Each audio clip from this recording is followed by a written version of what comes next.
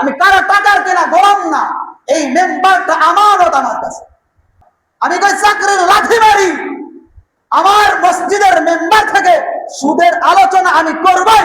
সেই সুদের সাথে আমার কমিটির প্রত্যেকটা লোক যদি জড়িত থাকে, আই ডোন্ট কেয়ার, আমার দেখার কোনো বিষয় না। মাঝখানে একটা কথা বলি, মজার কথা। অনেক ইমাম সাহেবের সাথে দেখা হয়, মসজিদের মেম্বারে সুদের আলোচনা করার কারণে চাকরি গেছে গা। আলহামদুলিল্লাহ আলা কুল্লি হাল। প্রথমে আপনাদেরকে আন্তরিক মোবারকবাদ জানাই, যারা অনেক কাজ থাকা সত্ত্বেও সমস্ত কাজ পিছনে ফেলে রেখে যথাসময়ের পূর্বে মসজিদে এসে উপস্থিত হয়েছে। আল্লাহ তাআলা আমাদেরকে এরকম প্রত্যেকটা ভালো কাজে, দুনিয়ার সমস্ত কাজ পিছনে ফেলে রেখে আগে আগে অংশগ্রহণ করার তৌফিক দান করে। সকলে বলেন আমিন। আলহামদুলিল্লাহ আলহামদুলিল্লাহিল্লাযী আহাতা বিকুল্লি শাইইন ইলমা وقضى بما يريد حكمة وحكما وأنعم بالنعم ابتلاء وامتحانا ونشهد أن لا إله إلا الله وحده لا شريك له لا ضد له ولا ند له ولا مثل له ولا مثيل له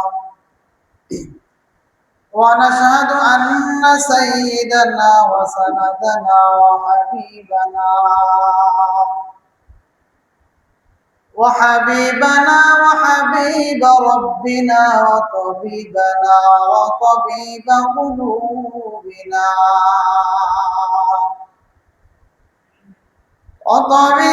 قلوبنا ومولانا محمدا عبده ورسوله صلى الله تعالى عليه وعلى آله وأصحابه وبارك وسلم تسليما كثيرا أما بعد فأعوذ بالله من الشيطان الرجيم بسم الله الرحمن الرحيم يا أيها الذين آمنوا لا تأكلوا الربا أضعافا مضاعفا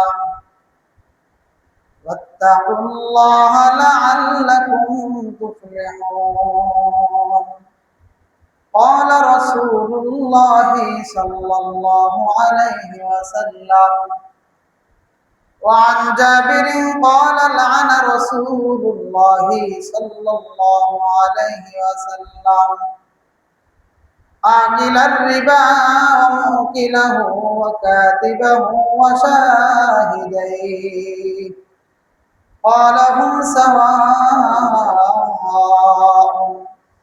أو كما قال رسول الله صلى الله عليه وسلم سبحانك لا علم لنا إلا ما علمتنا إنك أنت العليم الحكيم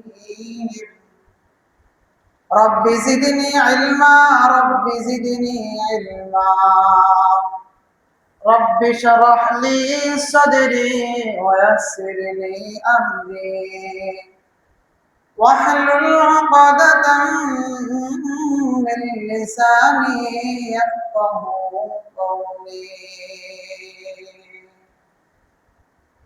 दिन के सूरज डूब रहे हैं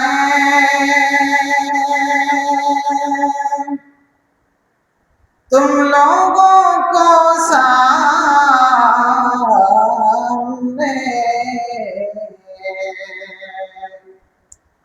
रोज़े महशर क्या जवाब है, मुस्तफा के सामने बलगल उला बिकमालिही कशफत दुजा बिजमालिही हसनत जमीउ खिसालिही सल्लु अलैहि व आलिही। अल्हम्दुलिल्लाह, আল্লাহ তাবারক ওয়া তাআলার দরবারে লাখো কোটি শুকর ও সুজুদ যে মহান রব্বুল আলামিন আমাদেরকে দীর্ঘ সপ্তাহ পরে পবিত্র এই জুমার দিনে দুনিয়ার সমস্ত কাজ থেকে ফারেক করে তার ঘর মসজিদে এসে বসে কিছু কথা বলা ও শোনার তৌফিক এনায়েত করেছেন। এই জন্যই সকলেই অন্তরস্থল থেকে ওই মালিকের শেখানো ভাষায় তার দেওয়া জবানে জোরে সরে বলে আলহামদুলিল্লাহ। মোহতারাম হাজিরিন, আমি আজ কোরআনুল কারীমের সূরাতুল আলে ইমরানের 130 নম্বর আয়াত ও সহিহ মুসলিম শরীফের 1598 নম্বর হাদিস তেলাওয়াত করে আপনাদেরকে শুনিয়েছি। তেলাওয়াতকৃত আয়াত ও হাদিসের মধ্যে আল্লাহ রাব্বুল ইজ্জত এমন এক ভয়াবহ গুনাহের কথা উল্লেখ করেছেন। তেলাওয়াতকৃত আয়াত ও হাদিসের মধ্যে আল্লাহ রাব্বুল আলামিন এমন এক ভয়াবহ গুনাহের কথা উল্লেখ করেছেন যা আজ আমাদের সমাজের রন্ধ্রে রন্ধ্রে পৌঁছে গিয়েছে, প্রবেশ করেছে। চারপাশে তালাশ করলে দেখা যাবে সমাজের সিংহভাগ মানুষ এই জটিল গুনাহের, এই ভয়াবহ গুনাহের সাথে জড়িত। বলে সেই গুনাহটার নাম কি? গুনার নাম হলো সুদ। বাংলায় বলা হয় সুদ। সকলে বলেন গুনাহটার নাম কি? এই ঘুমায়েন না, সকলে বলেন গুনার নামটা কি? সুদ। যেটা আরবিতে বলা হয় রেবা, ইংরেজিতে বলা হয় ইন্টারেস্ট। খুবই মজা, দারুণ মজা। সমাজের সিংহভাগ মানুষ এই গুনাহের সাথে জড়িত। বলে এটা কোন পর্যায়ের গুনাহ? আল্লাহ পাক রব্বুল আলামিন কোরআনুল কারীমের মধ্যে ইরশাদ করেন, فَإِن لَّمْ تَفْعَلُوا فَأَذَنُوا بِحَرْبٍ مِّنَ اللَّهِ وَرَسُولِهِ। তোমরা যদি তোমাদের দৈনন্দিন জীবনের আমলনামা থেকে তোমরা এই সুদ নামক ভয়াবহ গুনাহ থেকে তোমরা বের হয়ে না আসতে পারো, যদি তা থেকে বিরত না হইতে পারো, তাহলে বান্দারা শুনে নাও, শুনে নাও, শুনে নাও। فَأَذَنُوا بِحَرْبٍ مِّنَ اللَّهِ وَرَسُولِهِ।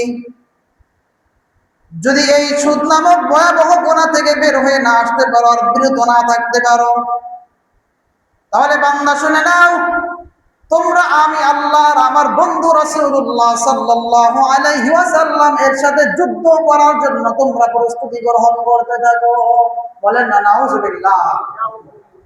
আল্লাহ বলেন যারা সুদের সাথে জড়িত, সুদ ছাড়তে পারবে না, তারা আমি আল্লাহর সাথে আর আমার নবী মুহাম্মদুর রাসূলুল্লাহর সাথে যুদ্ধের জন্য প্রস্তুতি গ্রহণ করা শুরু করো। এবার খেয়াল করলে দেখা যাবে সমাজের কোন মানুষের এমন ক্ষমতা আছে যিনি আল্লাহ ও আল্লাহর রাসূলের সাথে যুদ্ধে বিজয় অর্জন করতে পারবে? ক্ষমতা আছে কার? বলেন, কারো ক্ষমতা আছে?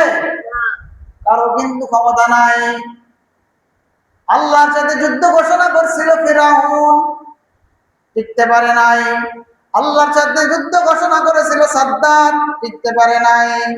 আল্লাহর সাথে যুদ্ধ করেছিল সর্বশেষ জামানায় বাদশা আব্রাহাম লিঙ্কন, টিকতে পারে নাই। বলে কিসের মাধ্যমে আল্লাহ ধ্বংস করে দিয়েছে? যেই সমস্ত লোকের আল্লাহর সাথে যুদ্ধ ঘোষণা করলো, আল্লাহ তাআলা ওই সমস্ত বান্দাদেরকে এমন এমন ছোট ছোট বিষয় দ্বারা তাদেরকে ধ্বংস করে দিয়েছে যেগুলা মানুষ গুনার মধ্যে ধরে না। মশার দ্বারা ধ্বংস করেছে। কিসের দ্বারা ধ্বংস করেছে বলেন না? সকলে বলেন কিসের দ্বারা? মশার দ্বারা ধ্বংস করে দিয়েছে, ছোট্ট ছোট্ট আবাবিল পাখি দ্বারা ধ্বংস করে দিয়েছে। ও মুসলমান বাবারা, মুরব্বী বাবারা, শামুকুলার ইসলাম ধর্মপ্রাণ মুসলমান মা ও বাবারা, আমার কলিজার টুকরার যুবক বন্ধুরা, আমার কলিজার টুকরার মা ও বোনেরা, এবার খেয়াল করে দেখেন কয়জনের পরিবার সুদ থেকে মুক্ত আছে? কয়জনের পরিবার সুদ থেকে মুক্ত আছে? সরাসরি কোরআনুল কারীমের আয়াত, ফাযানু বিহারবিম মিনাল্লাহ ওয়া রাসূলি, সুদের সাথে জড়িত তুমি ঘোষণা নিয়ে নাও, আমি আল্লাহর পক্ষ থেকে তুমি যুদ্ধের জন্য প্রস্তুতি গ্রহণ করতে থাকো। আমি আল্লাহর সাথে যুদ্ধের ময়দানে নামতে হবে। পারবা তো টিকতে? সাধারণ দলীয় ক্ষমতায় যারা থাকে, ওয়ার্ড পর্যায়ের নেতাদের সামনে খেলাই, চরম বাস্তবতার কথা। আল্লাহর সাথে যুদ্ধের ঘোষণা স্বয়ং আল্লাহ নিজে বলছে। এবার আসুন, সুদ আসলে কেমন কি গুনাহ আযাব পরে আলোচনা করবো ইনশাআল্লাহ। সুদ হলো সমাজের মধ্যে প্রকৃতি বিরোধী একটি অর্থনৈতিক ব্যবস্থা। খেয়াল করেন, সুদ হলো সমাজের মধ্যে প্রকৃতি বিরোধী একটা অর্থনৈতিক ব্যবস্থা। আর যাকাত হলো সমাজের মধ্যে প্রকৃতিগত একটি অর্থনৈতিক ব্যবস্থা। যাকাত নিচের দিকে আসে, সুদ উপরের দিকে যায়। সুদের টাকা গরিবের পকেটের থেকে ধনীর পকেটে যায়, যাকাতের টাকা ধনীর পকেট থেকে গরিবের পকেটে আসে। বাস্তব কিনা বলেন? এই বুঝতেছেন আমার কথা আপনারা? সুদের টাকা গরিবের পকেট থেকে ধনীর পকেটে যায়, আর যাকাতের টাকা ধনীর পকেটের থেকে গরিবের পকেটের মধ্যে যায়। পক্ষান্তরে একটা ফাইনাল একটা খেলা দাঁড়ায় যায়, যারা ধনী থাকে তারা আরো ধনী হয়ে যায়, যারা গরিব থাকে তারা একদম নিঃস্ব হয়ে যায়। বলেন ঠিক কিনা? তাহলে সুদ হলো প্রকৃতি বিরোধী অর্থনৈতিক ব্যবস্থা, আর যাকাত হলো প্রকৃতিগত একটি অর্থনৈতিক ব্যবস্থা। সুদ ধনীর পকেট থেকে গরিবের পকেট থেকে ধনীর পকেটে ঢুকে, আর যাকাত হলো ধনীর পকেট থেকে কার পকেটে ঢুকে? গরিবের পকেট। দেখেন ইসলামের নীতি নৈতিকতা কতটা সৌন্দর্য।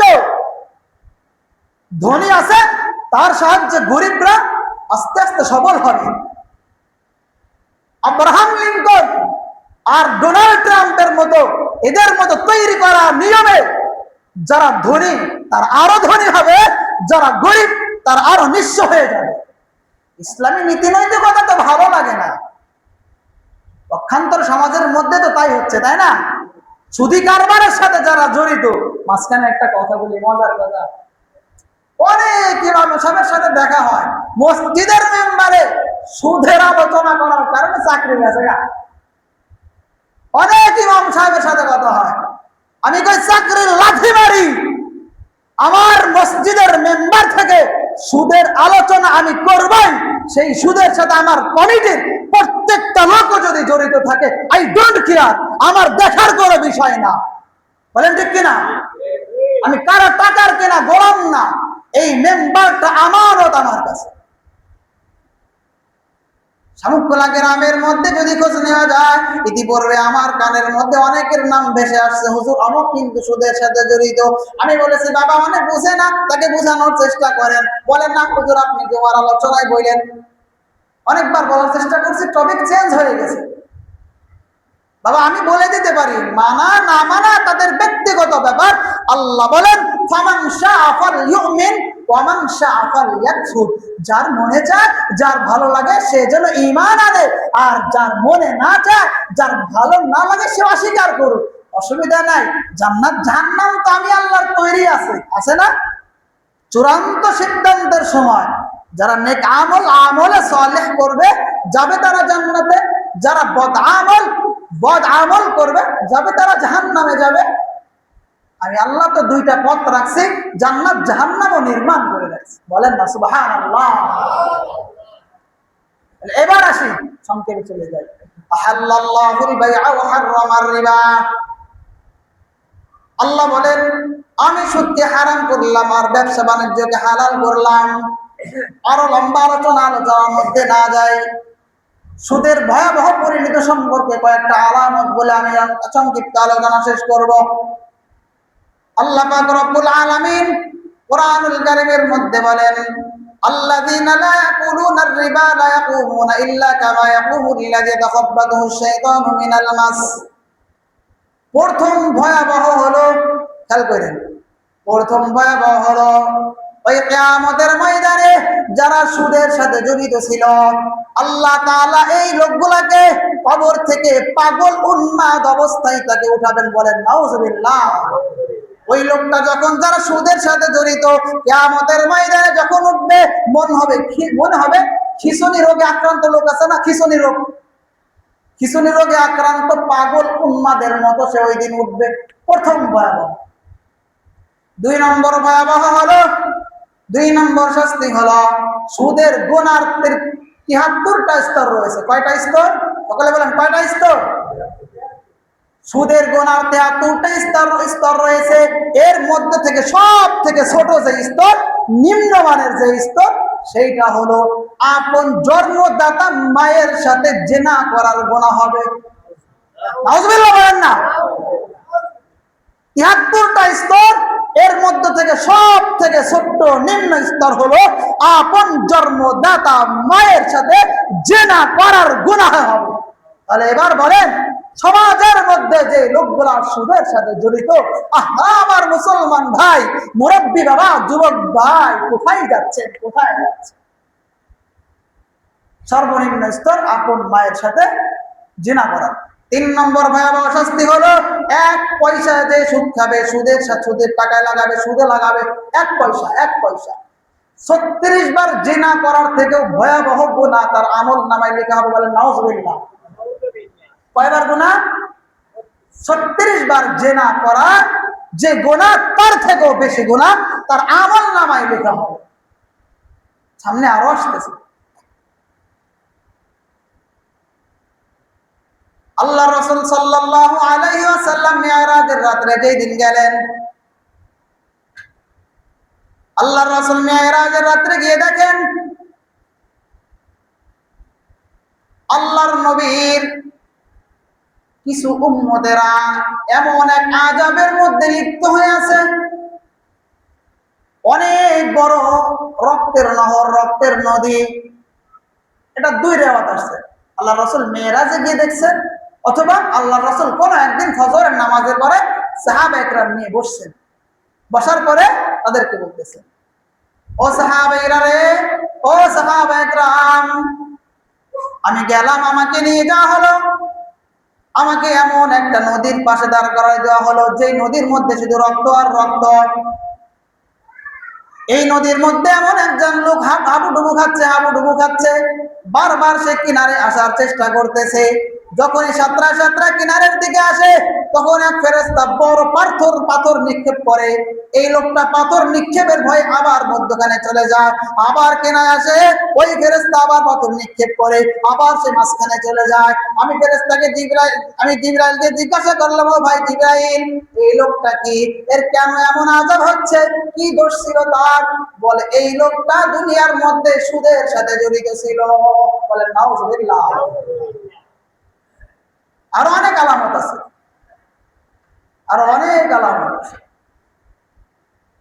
আশরাফ আলী থানভী রাহমাতুল্লাহি আলাইহি কিতাবের মধ্যে লেখেন, কোন এক ব্যক্তি অসুস্থ হওয়ার পর মান্নত করে বসলো, আমি যদি সুস্থ হই তাহলে আমি শয়তানকে 10টা টাকা দিব। মান্নতটা কেমন দেখছেন? বলে, আমি যদি সুস্থ হই, আমার আল্লাহ পাক রব্বুল আলামিন, আসমান জমিনের মালিক, কুল কায়নাতের মালিক, আমার পরওয়ারদিগার যদি আমাকে সুস্থ করে তুলেন, তাহলে আমি শয়তানকে কয় টাকা দিব? বলেন কয় টাকা? বলেন 10 টাকা দিব। এবার সুস্থ হয়ে যাওয়ার পর এখন শয়তান খুঁজে, শয়তানকে কই পাবে টাকা, কিভাবে দিবে? বিজ্ঞ একজন আলেমের কাছে যায়, ও হুজুর, আপনার মধ্যে তো আসমানি ইলম রয়েছে, কোরআনের ইলম রয়েছে, হাদিসের ইলম রয়েছে, আপনি একটু আমাকে বিপদ থেকে উদ্ধার করেন। বলে, কি বিপদে পড়ছো? বলে, আমি তো মান্নত করছিলাম শয়তানকে 10 টাকা দিব যদি সুস্থ হই। বলে এবার কি তুমি সুস্থ হয়েছো? বলে হ্যাঁ আমি সুস্থ হয়েছি। বলে যাও তোমার গ্রামের মধ্যে এমন একজন মহিলা খুঁজে বের করো যেই মহিলার দাপটে আশেপাশের প্রতিবেশীরা টিকতে পারে না, যেই মহিলার জবান দ্বারা আশেপাশের প্রতিবেশী লোকগুলা হেফাজত না, নিরাপদ না, যেই মহিলার আমল নাই কালাম নাই, তার মুখের পাওয়ার এক কথায় অনেক বেশি। যাও এমন একজন মহিলা খুঁজে বের করো, এই মহিলাকে 10 টাকা দিয়ে তুই মনে মনে মনে করো আমি শয়তানকে 10 টাকা দিলাম। এখন এই লোকটা খুঁজে খুঁজে এমন একজন মহিলাকে বের করার পর মহিলা জিজ্ঞাসা করে তুমি আমার কিসের টাকা দাও? বলে আমি মানত করেছিলাম শয়তানকে 10 টাকা দিব, সুস্থ হওয়ার পর শয়তান খুঁজে পাই না, আলেমের কাছে গেছি, এই আলামত বলছে, আলামত গুলো আমি আপনার মধ্যে দেখছি, তাই আপনাকে 10 টাকা দিতে চাই। এখন মহিলা বলে আল্লাহ আমি সমাজের মধ্যে এত নিকৃষ্ট হয়ে গেছি, আমি সমাজের মধ্যে এত নিকৃষ্ট হয়ে গিয়েছি, আমাকে শয়তানের সাথে তুলনা করা হয়েছে, আল্লাহ তুমি আমাকে এখন এই মুহূর্তে আমাকে মাফ করে দাও। আল্লাহ বলে মাফ করে দিলাম। এখন ওই লোক বিপদে পড়ে গেল, লোক তো ভালো হয়ে গেল, মান্যত তো পূরণ করবার পারে না, এখন গেছে হুজুর পারলাম না তো। বলে দ্বিতীয় অপশন আছে। বলে দ্বিতীয় অপশন হইল যারা নামাজের প্রতি গাফলতি দেখায়, গাফলতি করে। পরে কেমন গাফলতি? শুক্রবারের দিন সবার শেষে যায়, সবার আগে বের হয়ে চলে আসে, ওয়াক্তীয় নামাজে সবার শেষে যায়, সবার আগে বের হয়ে চলে আসে, 5 ওয়াক্ত নামাজে সবার শেষে যায়, সবার আগে বের হয়ে চলে আসে। এই লোকটা এই আলামত খুঁজতে খুঁজতে শুক্রবারের দিন গেটের দরওয়াজার কাছে দাঁড়ায় গেছে, মসজিদের দরওয়াজার কাছে দাঁড়ায় দেখে এলাকার চেয়ারম্যান সাহেব সবার শেষে এসে চেয়ারে বসছে। আবার নামাজ শেষ হওয়ার সাথে সাথে তার সাঙ্গ পাঙ্গ নিয়ে চেয়ার নিয়ে আবার দৌড়। এবার 10 টাকা দিয়ে আর বলছে চেয়ারম্যান সাহেব 10 টাকা আপনি আমার কাছে পান। বলে কিসের টাকা? বলে শয়তানের আলামত আপনার ভিতরে পাইছে। এবার চেয়ারম্যান সাহেব তওবা করে, ও আল্লাহ আসমান জমিনের মালিক তুমি আমাকে মাফ করে দাও, আমার এই বদ আমলের কারণে আমাকে শয়তানের সাথে তুলনা করা হয়েছে, আমি আজকে থেকে এই বদ আমল থেকে বের হয়ে আসলাম, আগে মসজিদে ঢুকবো পরে বের হবো। বলেন না সুবহানাল্লাহ। আল্লাহ বলেন মাফ করে দিলাম। 3 নম্বর অপশন। বলে হুজুর গো পারলাম না, আমার মান্যত পূরণ করার পরে আরো অপশন আছে। বলে এবার কি অপশন দেন? বলে যাও সমাজের মধ্যে যাও, সুদখোরের কাছে গিয়ে 10 টাকা দেওয়া দেরি আছে, সুদখোর হা করে টাকা নেওয়া দেরি নাই, ডান বাম কোনো দিকে তাকাবে না, ভালো মন্দ কিছু জিজ্ঞাসা করবে না, টাকা নিয়ে আগে পকেটে রাখবে, পরে যদি প্রয়োজন মনে করে জিজ্ঞাসা করবে, প্রয়োজন মনে না করলে জিজ্ঞাসা করবে না। এই লোকটা হুজুরের দেওয়া প্রেসক্রিপশন অনুযায়ী চলে গেছে সুদখোরের কাছে, সুদখোর খুঁজে খুঁজে বের করছে, সুদখোর খুঁজে খুঁজে বের করার পর সুদখোরের টাকা দেওয়া দেরি আছে, সুদখোর টাকা নিয়ে পকেটে রাখা দেরি নাই। বলে আবার মান্যত কবুল হইল। এই জন্য সুদখোররা সমাজের মধ্যে যদিও বাহ্যিক ভাবে দেখা যায় টাকা পয়সার মালিক হয়, কিন্তু এদের ভয়াবহ পরিণত একদম পরবর্তী প্রজন্ম ধ্বংস করে দিবে একদম। আল্লাহর ওয়াদা। এখন আলোচনার শুরুতে গিয়ে মনে করাই দেই, এই সমাজের সিংহভাগ মানুষ এই ভয়াবহ গুনাহের সাথে লিপ্ত। বলেন সত্য কি না মিথ্যা? বলেন সত্য না মিথ্যা? সত্য কথা বলতে কি কষ্ট লাগে নাকি? হ্যাঁ। এখন আসি আর একটা হাদিস শোনায় শেষ করে দিব। قال رسول وعن جابر قال لعن رسول الله صلى الله عليه وسلم آكل الربا ومؤكله وكاتبه وشاهديه قال هم سواء। বলে যে সুদের টাকা দেয় আর যে সুদ নেয় আর যে সুদের সাক্ষী হয়, এই 3 সম্মানিত ব্যক্তির কথা আলোচনা করতেছে। হাদিসের তরজমা বলেই শেষ করব। খেয়াল করেন, মাইকের আওয়াজ যত দূর যায় তত দূর পর্যন্ত খেয়াল করেন। আমার সম্মানিত মা বোনেরা, আপনাদেরও পায়ে ধরি, আপনার স্বামী সুদে টাকা লাগায়া আপনার সিল্কের শাড়ি কিনে দেয় আর ঘরে ফার্নিচার ঢোকায়, সুন্দর সুন্দর বিল্ডিং এর ছাদ পিটায়, আপনি মজা মেরে খান, আপনারও এই শাস্তি ভোগ করতে হবে। মা বোনরা যারা আমার আলোচনা শুনতেছেন, আপনার প্রিয় কলিজার টুকরার সন্তানকে সুদ থেকে বের করে নিয়ে আসেন, আপনার স্বামীকে আপনি আলটিমেটাম দেন, যান, স্বামী গো তুমি যদি সুদ থেকে না বের হয়ে আসো, তোমার ভাত আমি খাবো না, সুদখোরের ভাত আমি খাবো না। আমার মা বোনদের প্রতি আহ্বান, স্বামীকে আলটিমেটাম দিয়ে দেন। এখন আসি হাদিসের তরজমা। যে ব্যক্তি সুদ খায়, সুদের টাকা দেয় আর নেয়, আর যে ব্যক্তি সাক্ষী হয়, সাক্ষী হয় না? এই বলেন সাক্ষী হয় না? ওরে বাবার বাবা, সাক্ষী হয় কারা জানেন? নেতারা। এবং তারা গর্ববোধ করে, আমারে ডাকছে, আমি গর্ববতী, গর্ববোধ করে তারা। তারা গর্ববোধ করে, আমারে ডাকছে, আমার সাক্ষী হিসাবে ডাকছে। খবরদার, ভয়াবহ কাজে আপনি যাবেন না। হাদিসের 3টা অংশ। যে সুদের টাকা দিল, খেয়াল করেন, যে সুদের টাকা দিল, আর যে নিল, আর যে লেখালেখির কাছে সহযোগিতা করলো বা উপস্থিত থেকে বলল আমি আছি, আমি সাক্ষী, এরকম লোক থাকে না? সমাজ যে কোনো জায়গায় এই সমস্ত কাম করে, বস আসসালামু আলাইকুম, আসেন আপনার জরুরি কাজ,